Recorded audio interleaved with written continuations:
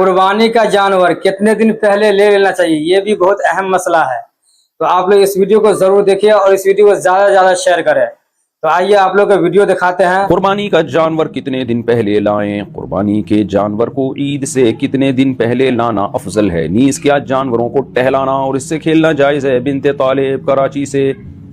بھائی جتنے دن زیادہ پہلے لے کر آئیں اتنا اچھا ہے، کیونکہ یہ جانور اللہ کے نام پہ نامزد ہوتا ہے، شاعر اللہ میں سے ہے۔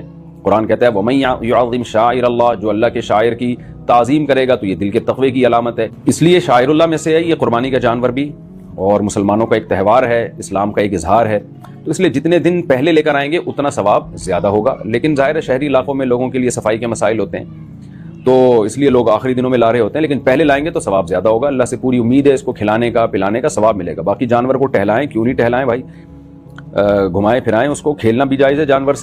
اب آپ نے تو ویڈیو دیکھ لیا کہ عید سے جتنا دن پہلے ہم لائیں گے بکرا خرید کر کے اتنا زیادہ ثواب ہے۔ آپ لوگ اس ویڈیو کو زیادہ سے زیادہ شیئر کیجیے۔